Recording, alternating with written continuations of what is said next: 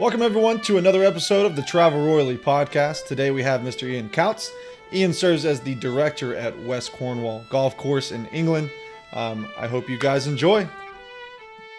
Well, hello, everyone, and welcome again to another edition of the Travel Royally podcast. Today, we're very excited to have as our guest Ian Coutts. Ian was born near Newcastle in the north of England, spent many years working abroad, and he's retired to St. Ives in the southwest of England. He's a member of West Cornwall, which is a club where he's been a member for 7 years, and he serves as a director of that club as well. And I met Ian several weeks ago when I played a round of golf. I had the pleasure of his company and another member, Jerry Billings, when I played there. And this course is truly a diamond in the rough. It was my first time playing there, and I came away completely enamored with the experience of playing with Ian and Jerry, with the club and with the course itself. So, Ian, thank you very much for being with us, and welcome to the Travel Royally podcast. Good morning, Jeff. It's great to see you again. And I should add that we had a very nice game with Jerry. Jerry actually won his division in the competition we were playing in. So it was actually a good day for Jerry as well. Wow. Maybe I should have entered. I think I beat him on the back nine, but yeah, possibly. Yeah, I'm not so sure. The front nine was forgettable, but the back nine was much better. Yeah. Well, that's great for Jerry. Fantastic. Good for him. Well, let's start at the beginning. Ian, how were you introduced to the game of golf? I mean, it's an interesting question because my father was quite a keen golfer, and he introduced me to golf. And it's actually probably one of my earliest memories. He introduced me to golf around the age of 5, and he must have got a cut-down golf club, and he took me to the driving range because he used to practice golf. And it's unforgettable for me because I accidentally hit my dear father on the face with the club, and he cut his eye and was blood everywhere. And I've got this vivid memory of my first golfing experience ending in disaster.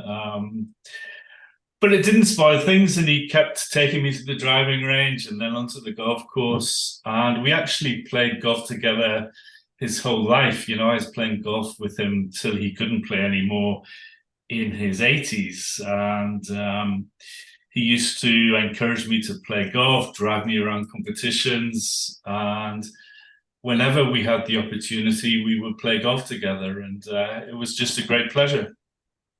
Yeah, I had a similar relationship with my father, and he passed away 2 years ago, but we played together into his 80s. And but anyway, well, we had a fantastic day together, despite the weather conditions, our inability to see the beach at the beginning. But you and Jerry were wonderful hosts, and I can't speak highly enough about the club and the course. It's a fantastic, I'll say, quirky layout. It's funny. When I was preparing for this, I was looking at the scorecard to remind me of the numbers of some of the holes. And then along with the scorecard was another card with, I don't know, maybe 20, I wouldn't call them rules, but like where to look out for flying golf balls. Don't tee off 14 until number 2 is cleared, and look to your right on this hole because these guys are playing up this side.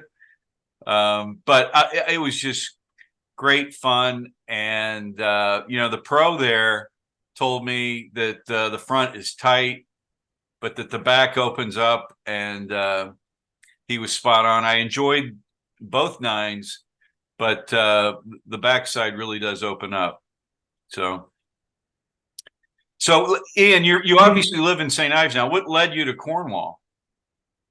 Yeah, we retired to St. Ives 7 years ago, and it's an interesting story because my wife actually was born and grew up in Sao Paulo in Brazil, and we were working in Switzerland for 20 years. So the climate for her is important, and she enjoys a warm climate. So we had the idea to retire early.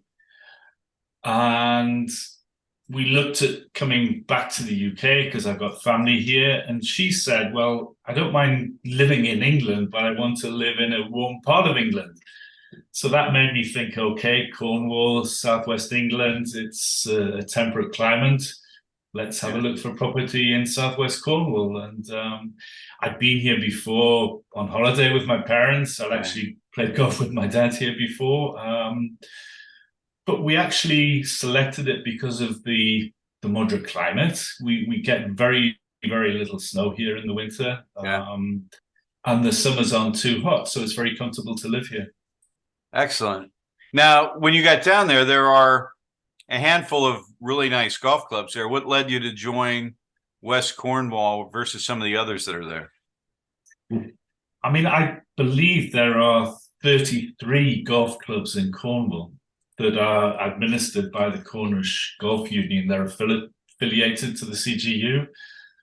Some of those are smaller 9-hole courses, but you're right. There are a number of very good 18-hole mature golf courses. Many of them great links courses on the coast, but also some very good inland parkland courses. And golf in Cornwall is very active. So actually being a member of West Cornwall Golf Club, being affiliated to the CGU, they organise competitions all over Cornwall.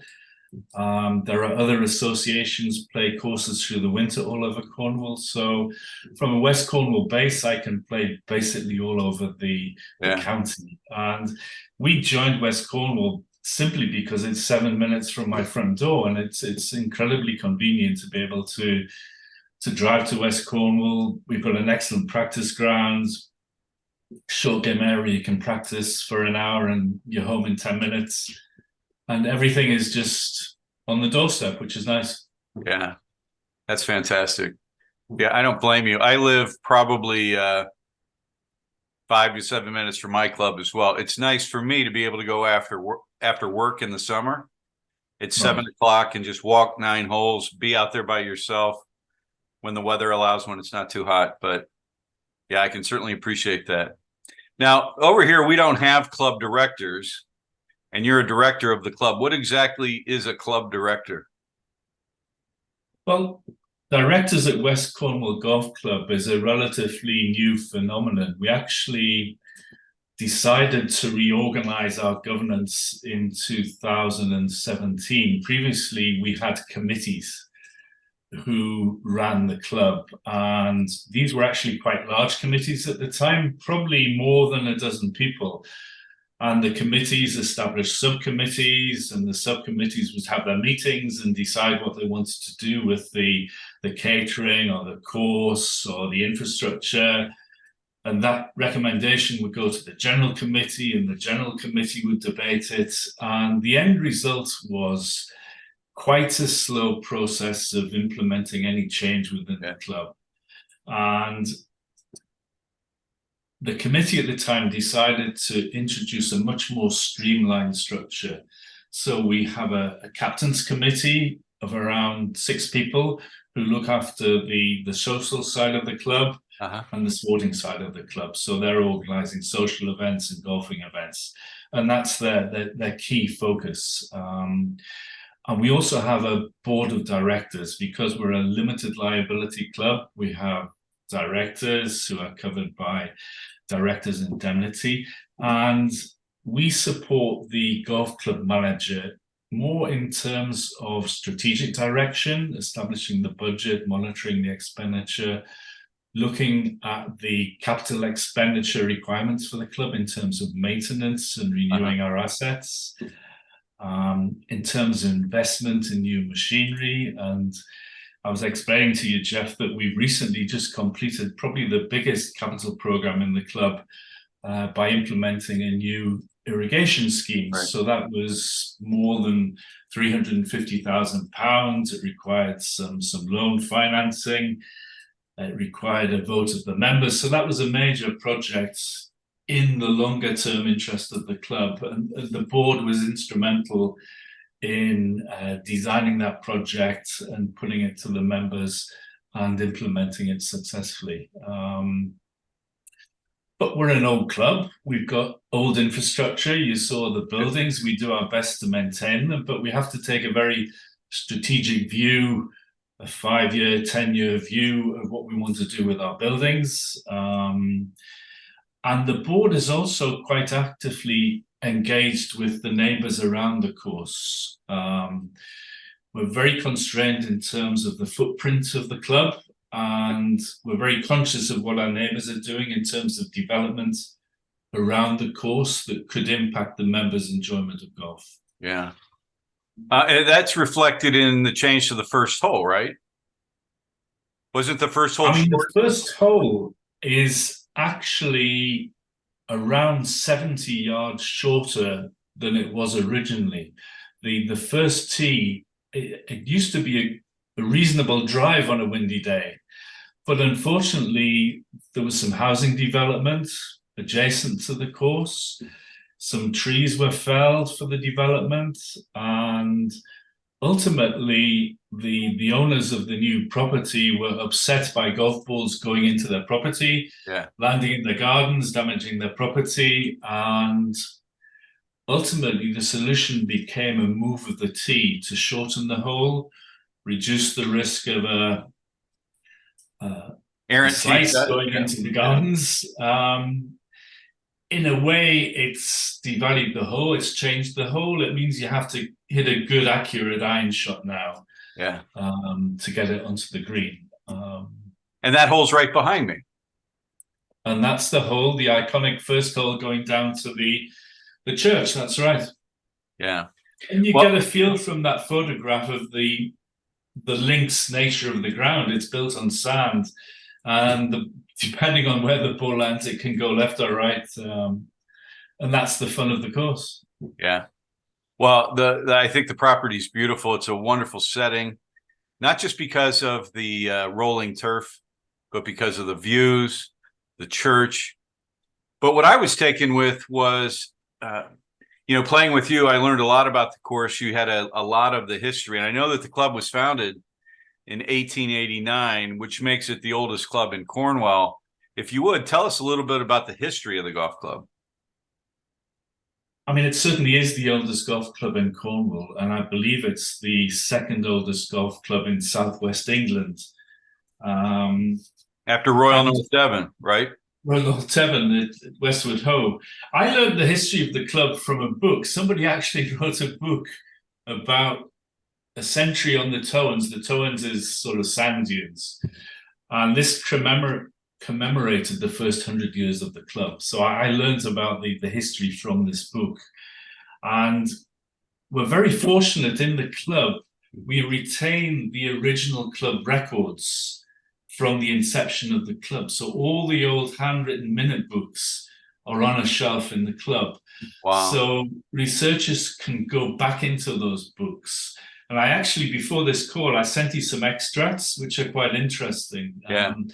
But you can see the history. The club was actually founded by this very serious-looking gentleman. He was actually the vicar of the church behind you. Wow. And Reverend Zaki. And he and a small group of men in 1889 decided to start playing golf on the links.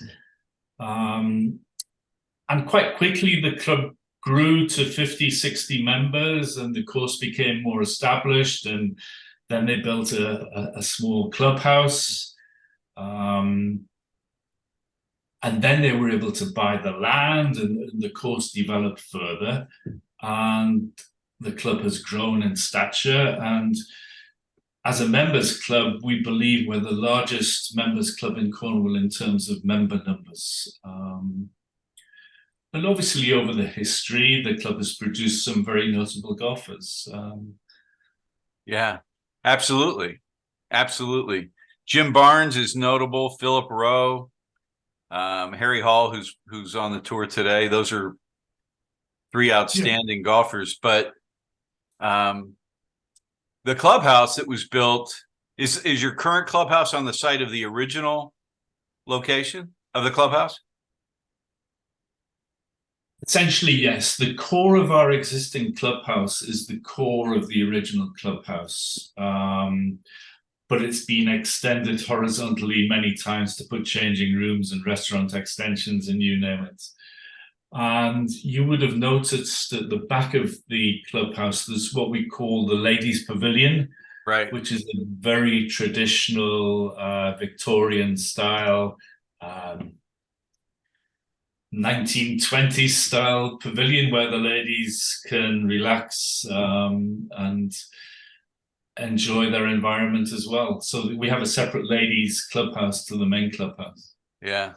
Well, it's a wonderful bar area that you have, and I know that you're proud of the fact that that's recently been redone, and it's a marvelous setting to sit and enjoy a post-round beverage. And I belong to a club in northern Scotland called Murray, and it was founded in 1889 as well. And for a while, I was the unofficial club historian. During one of the captains was a friend of mine.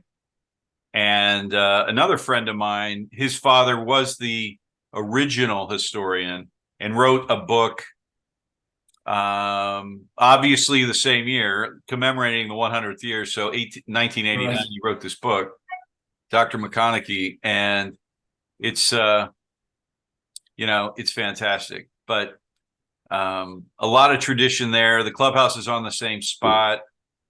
Our course was laid out by old Tom Morris. A number of the original holes exist, including 18, which has been voted and recognized as being the best finishing hole in Scotland.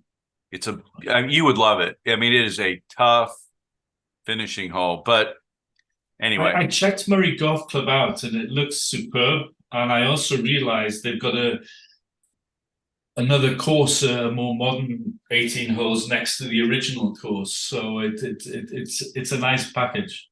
Yeah, Sir Henry Cotton designed that, and we opened that in 1974 or 1972, one of those two. But it's a wonderful golf club, and both courses are fun. The old is what people travel there for, but each July we have a 5-day open, and it's the largest amateur tournament in Scotland.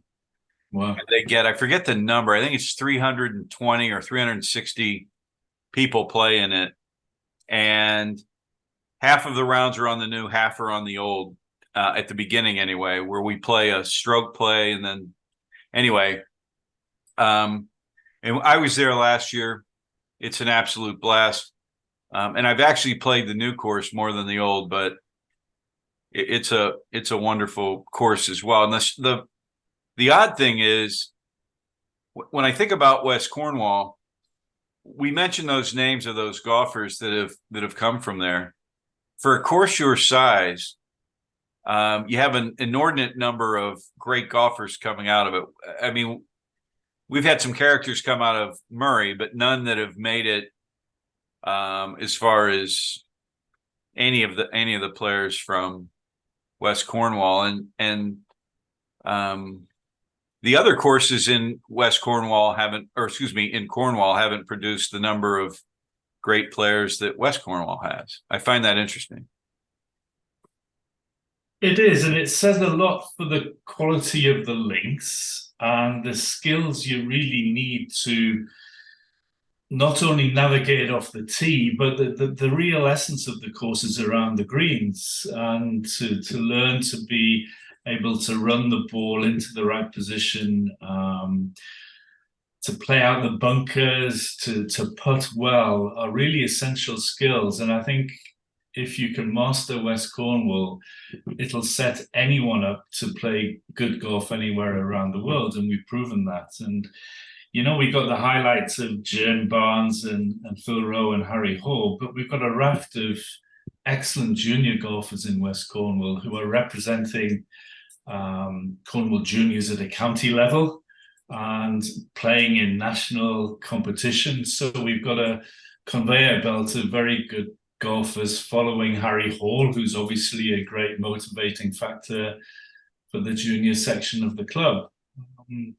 Yeah. But I think you do have to have an appreciation of the links and the variety in the run around the green. You know, the putting from 20 yards off the green using a 7-iron. I even remember seeing you using a wedge to drop the ball down, but you have to have a lot of skills in your bag to get around a links course like West Cornwall. Yeah. And of course, the other factor at West Cornwall is the weather. Every day is different, and the wind direction is a major factor. Wind is probably the biggest defense West Cornwall has, and depending on the direction of the wind, it can have a significant impact on how you play the course. Yeah. Well, we saw that. It was more rainy than windy when we were there, or it wasn't really rainy. It was more drizzly, and towards the end it was rain, but it was a very light drizzle, and you were calling it wind, but really it was a very, very light breeze. I mean, there's quite a large group of players in West Cornwall who play what they call the Winter League, and this is played in the 4 winter months. And these guys go out on a Saturday afternoon, and once they've committed to the competition, they go out and play in wind and hail and rain, and they come in completely soaked, but they all have a good time. And so the weather is a very important factor. And we had an incredibly dry May and June in Cornwall, and the fairways brown off. But with the new irrigation system, we had lovely green greens and tees and aprons and approaches. But when you drive, the ball can bounce anywhere and run very long distances. So really, especially on the first 9, to take an iron off the tee, play conservatively, play for position is the way to go. Yeah. Yeah. Well, that's fantastic. I want to talk more about the club, and we've talked we'll talk more about the course, I should say, but I want to talk more about the club. And you've talked a little bit about the history of the club, but tell us about the club today and the members that you have at West Cornwall. I mean, I said we're the biggest membership club in Cornwall. The club is owned by the members. We have around 748 paying members, so it's a strong club. Of those, around 400 are full members. The largest section in the club is actually the seniors section. We have over 160 senior male golfers. These are guys over the age of 60. Yeah. And around 60 of those guys play on a Thursday, the seniors day, playing in competitions. They play a lot of friendly games, home and away. And they enjoy the exercise and the socializing. So the seniors is a very important section of the club. We've got around 70 lady members. Of those, there's about 20, 30 who play regularly on a Tuesday. We've got a very strong junior section of around 44 juniors, I think, now. And they play on a Saturday. We give them tea times on a Saturday morning so they can play the course as well as working with the professional on the practice ground. And we have many different membership categories. So we've introduced a category of membership called lifestyle membership. And we have 114 lifestyle members. And these are people who don't want to commit to a full membership and pay the full fee, but they pay a reduced sum and are allowed to play on the course for 10 rounds of golf over the year. So they can pick and choose when they want to play. And if they exhaust their 10 rounds, they can buy another 10 rounds for a reduced fee as well. So that's quite attractive for people who are working, who've got other priorities in life, but who still want to enjoy a round of golf at West Cornwall. So that's working very well. That's a fantastic idea. I think 10 rounds of golf is probably well, and if you can buy additional rounds at a reduced rate, that's fantastic. You know, I put myself on mute there for a moment. I had a train going by my office, and it reminds me of the train that I can't say runs nearby between the course and the shore. because I believe I could outrun that train. It's moving so slowly, it seems. But what it reminded me of when I was there, Ian, and I didn't mention this to you, but about 25 years ago, I started doing a lot of research on links courses, and I made a list at the time of all the courses I want to play. West Cornwall was on that list, and the reason was this is a little before the internet, or around the time of the formation of the internet. To get information, you would have to read magazines or buy books. So I've got a collection of 350 golf books. Most of them are related to links. And so I read a book, and I don't have it with me right now in front of me, but I pulled it out the other day as I was thinking about this, and I found the story about West Cornwall, and it had a picture of the train going by. And I remembered thinking, for some reason, that train seemed like it was a romantic notion of a fun place to play. But as we talk about the course, one of the things, when the sun came out during our back nine, the views from up there were astounding. And seeing the train ramble by very quietly from where we were, you couldn't hear it really, was a very nice touch. It is quite iconic, and that train, that branch line, was very important for the Victorians to introduce tourism to St. Ives. And the train goes slowly because the views are so spectacular. It would really spoil the journey if the train was racing by. When you sit on that train, it opens up and you've got the whole of St. Ives Bay ahead of you, and it's really quite unforgettable. Now, does that train go all the way down to Land's End? No, not at all. That train, it's a branch line from St. Erth to St. Ives. Ah. And it stops at the Land and Carbis Bay. And it's a tourist branch line that's being maintained. Wow. Interesting. Well, I mentioned that the course has fantastic views. That's something that's notable about the course. But it's a wonderful test of golf as well. In your mind, what makes it so tough? I mean, it's forged some amazing champions. I think it makes players like you and I and Jerry better golfers. But in your mind, what makes it so tough? I mean, it's the nature of the links ground that makes it so tough, because you're playing the contours of the course. You always have to be mindful of where you're aiming. And I think you might remember, Jeff, as we were going round, I was saying, on the 17th aim right, the ball will come in from the right.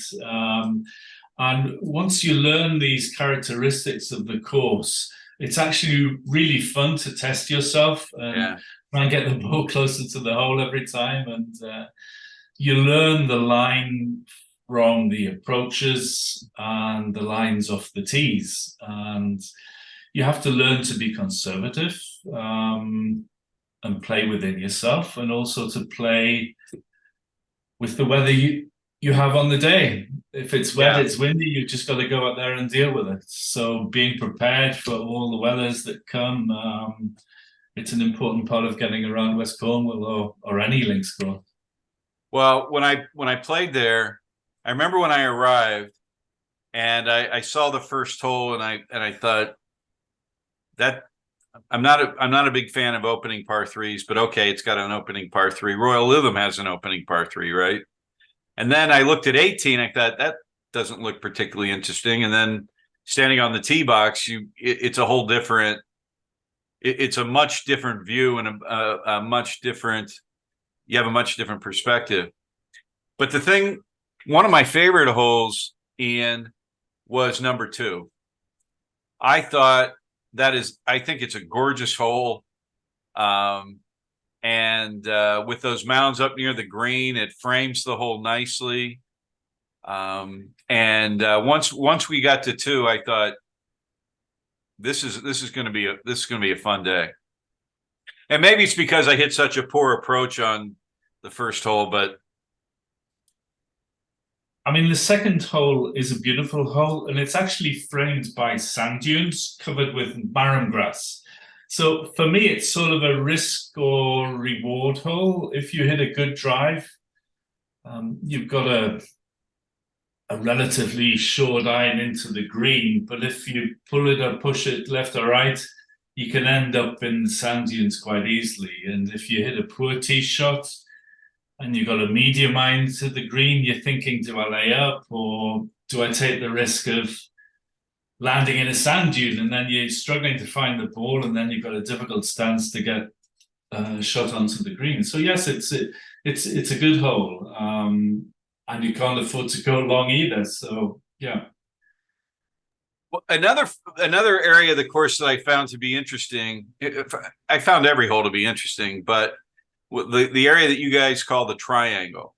Can you talk about the triangle for a minute? I mean, the triangle can make or break a score. And I played the triangle yesterday, and it was a disaster. And there was no wind. But on a good day, you can go around there, maybe one under par.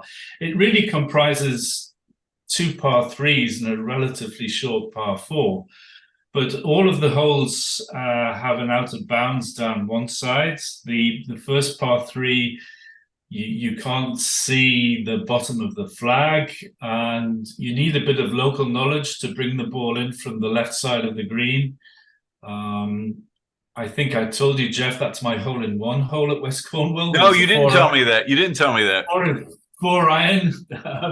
So that's an unforgettable hole for me. But you need a good tee shot. And the second hole in the triangle is our hole 6. And that borders what we call Dynamite Key. So there's an old steel structure on the key, and it's an out of bounds. And maybe, Jeff, you remember you sort of hooked the ball over the out of bounds, and you have to avoid that and play down the right. Quite a straight, it's not a very long tee shot, but you've got to be in the right place. And then you've got an approach over a big bunker onto a green surrounded by Hill Estuary. So in the background, you've got a beautiful estuary, which is a reserve for birds, and it's just delightful. And then the final hole in the triangle is another par 3, slightly uphill to a very sloping green. Well, you're being very kind, because I hit it out of bounds twice on that par 4. As you'll recall, on my approach, I pulled it left, and I don't remember. Just to give everyone a sense of Ian's sense of humor, I said, "Where's that ball at?" And he goes, "It's in someone's kayak." And I don't know if you're referring to my first shot that went out or the second one, but that was the second one. And the second one was unfortunate because I said, "Jeff, aim right."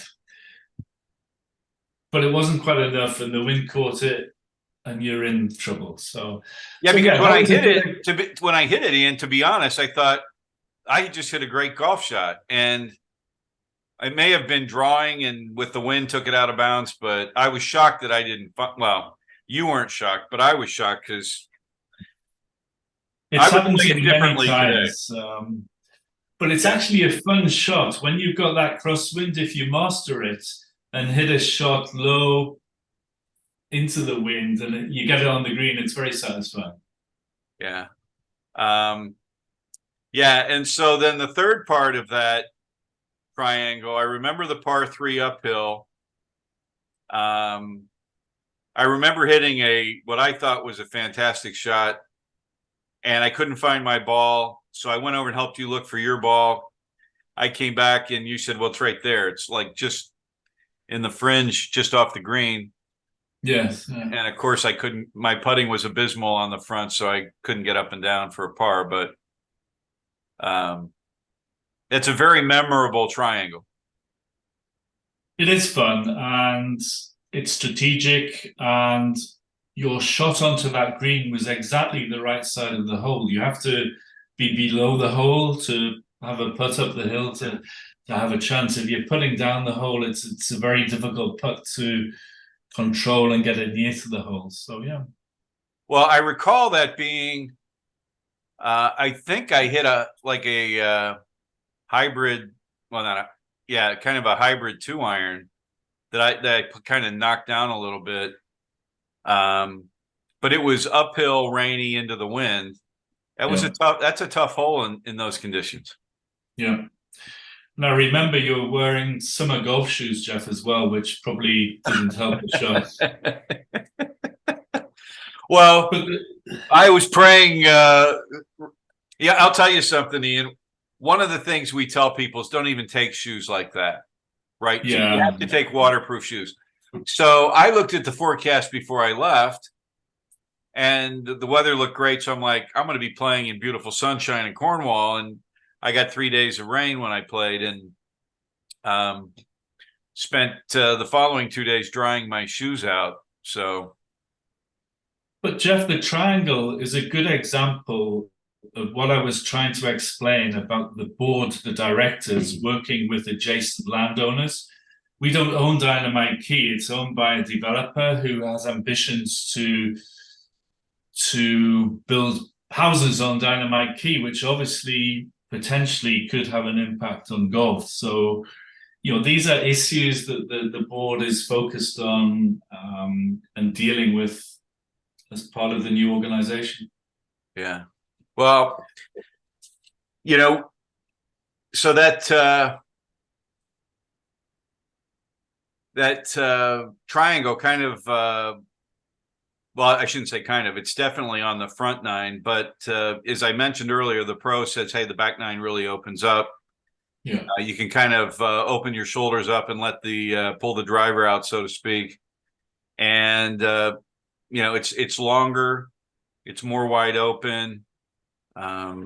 It's a beautiful back nine. What do you prefer, the front or the back there? Again, it very much depends on the wind, but you're absolutely right. On the back nine, you certainly can use the driver. The driver probably isn't the best choice on the front nine, but you can certainly benefit from a good straight drive on the back nine. We got 2 par 5s on the back nine. The 12th, depending on the wind, is quite a reachable par 5. I've seen guys reach the par 5 16th in 2 as well, especially if the wind's behind. So you can make a good score on the back nine. But we try to add definition to the course, so we let the rough grow up. So you can't be foolhardy if you hit a wayward drive. You will end up in a difficult lie in fairly long fescue grass. Yeah. Well, that reminds me, and I think it was a long par 4 where Jerry got into trouble. He hit his ball, his approach to the green on those sleepers. Remember, he was standing up there and you said, hey, we had a member there that slipped and fell and broke both legs. Yes. That's a very long par 4, as I recall, because I remember hitting a good drive and still having like a hybrid 2-iron into the green. I mean, that's a very good hole. It's like the second hole where you have to hit your approach between 2 big sand dunes covered in marram grass. And it's a longer hole than the second. So if the wind is against you, the strategy is really to lay up on the top of the slope or even in the slope, and then hit your approach onto the green if you can. But yeah. What would you say is the signature hole on West Cornwall? I mean, for many people, the hole behind you, the first hole, it's iconic with the church. It's a very nice setting. For me, I think if you're not having a great day in the golf course, the 12th hole is always going to cheer you up because the views from the 12th tee down over St. Ives Bay, the Towers at Hale, Godrevy Lighthouse, it's really quite spectacular. And the light in St. Ives, the effect of the sea on the ultraviolet light, it's really quite special. Yeah. What's your favorite hole on the course? Is it 12? I would say 12 because it's a very good birdie opportunity on its day. Yeah, that's great. Other than you talked about there being 33 courses in the county of Cornwall. Which one do you prefer to play when you're not playing at West Cornwall? Which one? I would say Perranporth, which is just up the coast.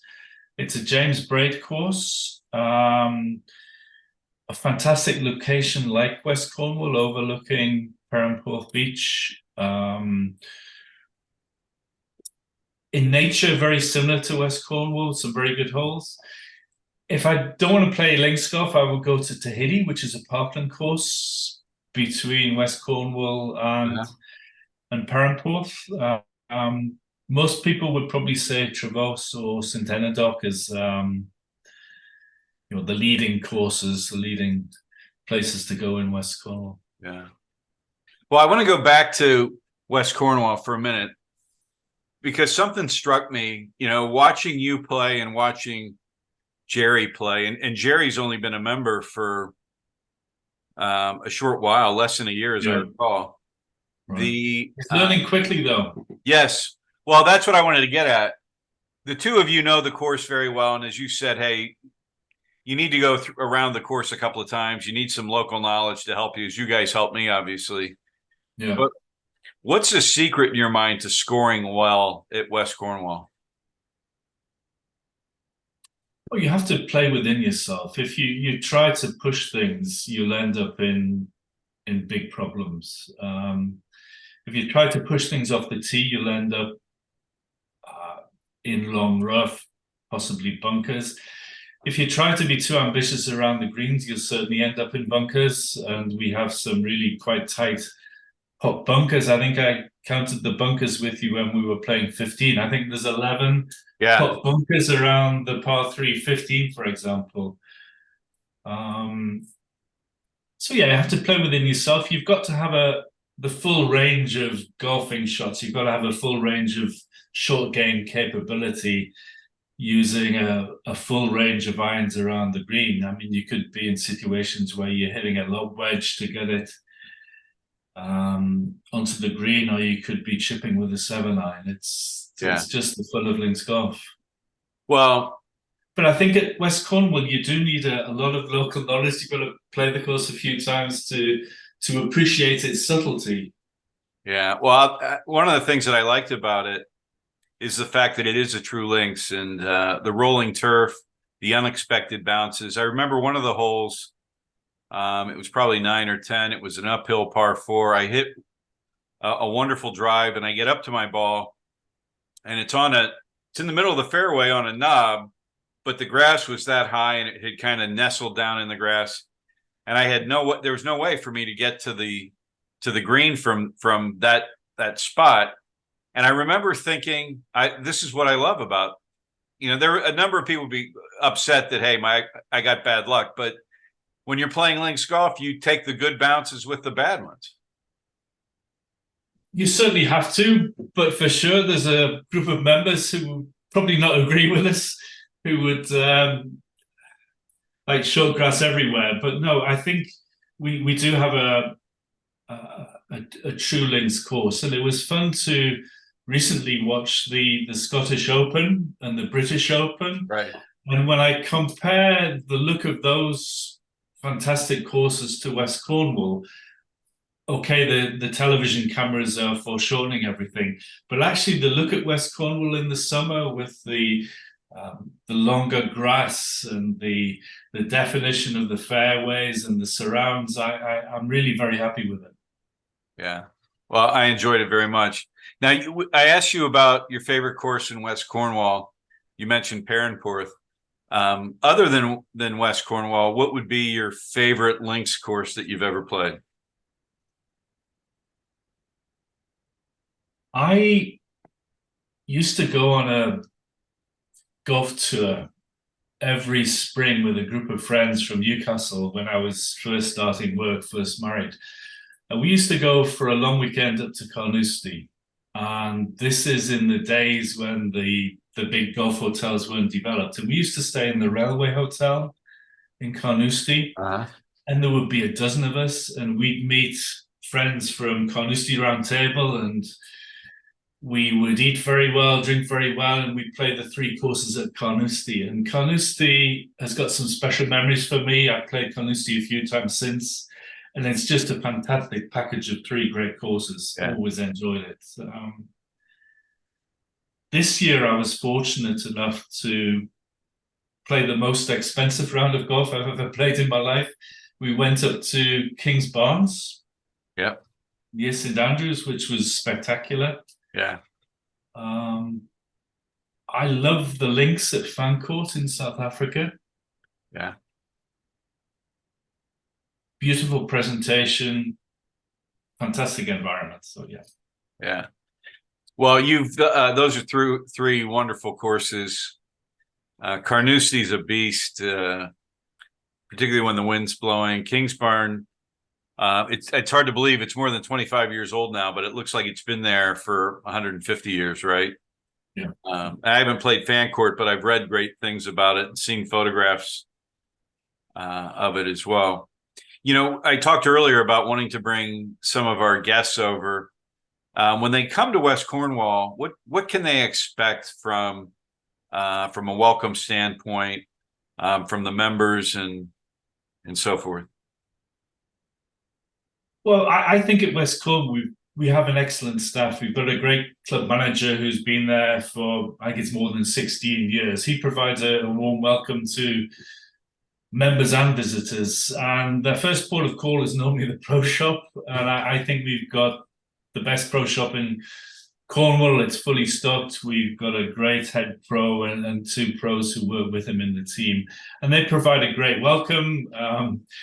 They gave you the safety card. They'll talk about the course and take care of any needs you might have in terms of equipment on the course. We've got a great restaurant and bar, so the hospitality side of the business runs very well. And I think, I hope you found that the members are very welcoming of visitors. We get a lot of visitors at West Cornwall Golf Club. And the members understand that it's a big help if a member plays with a visitor. And the pro shop will, if a visitor wants to play with a member, they will team a visitor up with a member who would guide them around.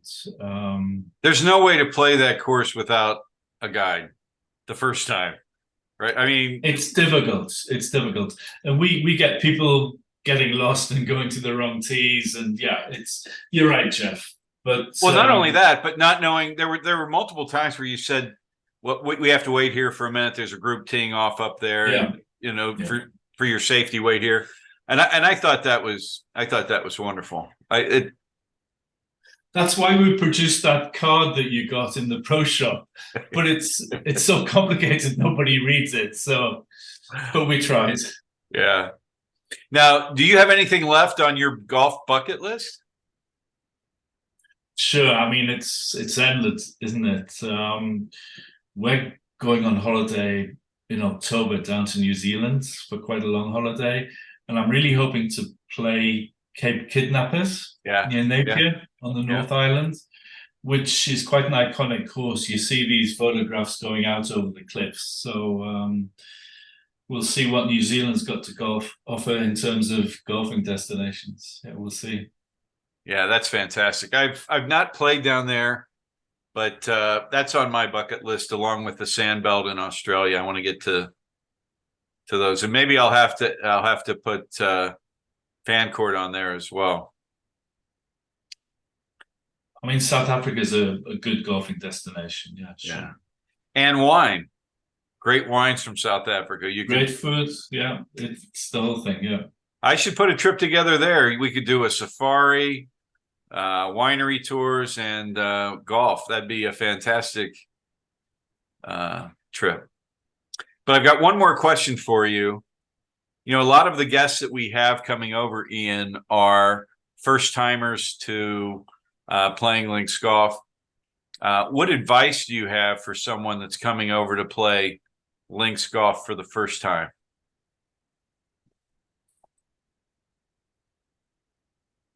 I mean, it's difficult to prepare people for links golf because it really is quite a different feel. And when you listen to the players from the US who come across to play in the British Open, they all say what a different experience it is for them. So I don't think you can prepare. I think you need to be very patient. You have to have the right equipment. It was interesting, Angela Ormsby, and I loved her interview. She was saying, you've got to have clothing and be prepared for 4 seasons in one day. Yeah.